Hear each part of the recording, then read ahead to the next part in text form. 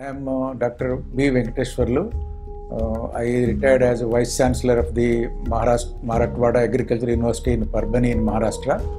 And before that, I was Director of the Central Research Institute for Dryland Agriculture in Hyderabad, that is part of the ICAR system.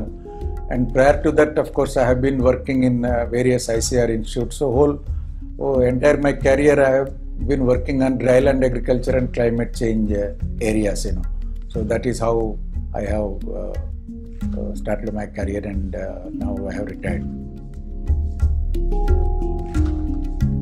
So first thing is the crop yields will go down, crop yields will be affected. Obviously, when the crop yields get affected, their income, the net income goes down. And second most important thing is the fodder, because when there is a scarcity of rain, the crops do not produce enough fodder for the livestock. Actually, in many dryland areas, farmers live not only on the crops but also on the animals, on the livestock, both milch animals and small ruminants. So all these actually depend on the vegetation, on the biomass, green biomass. And once there is a failure of rain or there is a shortage of rain, obviously, the fodder becomes acute shortage. And we see many state governments, including Maharashtra, Andhra, Telangana, Karnataka, which are in the dry areas, they organize many times, large cattle camps and bring fodder from as far as Punjab to make the animals, survive the lean period. So therefore, it's a huge effect. And not only the farmers are affected, but also the agricultural laborers, because they don't get, seasonal employment on the farm. Because when the crops fail, the farmer, especially when there is no second crop because of failure of rain, then the farmer is free and the laborers also don't get employment. So therefore, the whole village community gets affected when there is the climate change on agriculture and rural livelihoods. It's a very huge impact.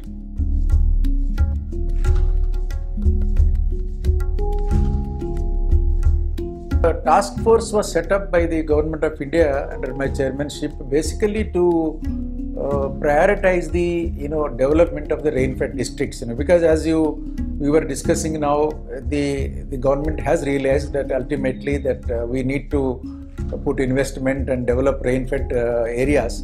Obviously, when you start thinking about development, district is the right unit. That's where most of the administration schemes and all are implemented. So therefore, some 20 years ago, Dr. Hanumantrao, C.H. Hanumantrao, the then Planning Commission member committee, they have prioritized the districts in rain-fed area, and accordingly, the Government of India has implemented DPAP, DDP programs. But now, since 20 years, a lot of time has passed and a lot of changes have taken place. Irrigation has improved, cropping pattern has changed. So the government thought that we must re-look at what are the most deserving, most prioritized rain-fed districts. So therefore now we in this task force, what we did is, first of all, we decided on a new criteria, on the revised criteria, that instead of just net sown area without irrigation, we also took into consideration those areas which are irrigated but with a undependable groundwater. And we have also taken the fodder and pasture areas, because cattle, as I said, that they are very important in dryland agriculture. So taking these three criteria, so we have expanded the index, and accordingly we have reclassified all the 700 or so, 644 or so rural districts, because leaving alone Hyderabad, Bangalore, because they are not doing in agriculture. So the rural districts, we have classified them into, based on the, net sown area, the rainfall, how frequently they are prone to drought, then what is the livestock population, what is the population of agricultural laborers, then what is the infrastructure. So taking all these criteria into consideration, we classified them into, we have given them into one index, 1 to 600. And out of that, depending on the index, which are very, very highly drought prone, then we classified them as high priority, then very high priority, then high priority, medium priority, low priority.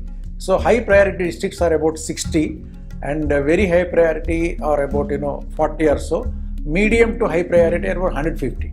So the government of India is now planning to take up the very high and high priority districts in the first place, and start investing, as I have been talking, in terms of water harvesting, in terms of soil health and all. So all our efforts have been only to see that the right justice is done to the rain-fed farmer as compared to the irrigated farmer, and 50% of the area is rain-fed in this country.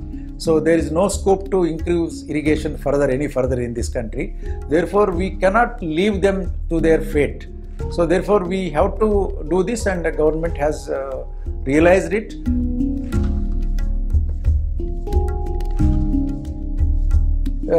Along with government, there are a lot of other non-government organizations who are working in this area, and they have also come out with many success stories.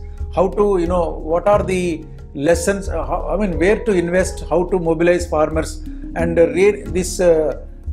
revitalizing rain-fed areas network is one such very good network which has been there in the last decade or so, which is doing very good work across the country, and they are working both on soil health improvement, on water harvesting, on local seed systems, on cropping pattern changes, many areas, and with small farmers, with marginal farmers, with agriculture laborers. So these kind of non-governmental efforts are also required, because government invest being low, there has to be some supplementation. And I am glad to tell you that recently even the private sector CSR funds, like Tata's and many other trusts, they are also actually looking at this area, which is very disadvantaged area, and they are also trying to invest and help the government in putting more investment.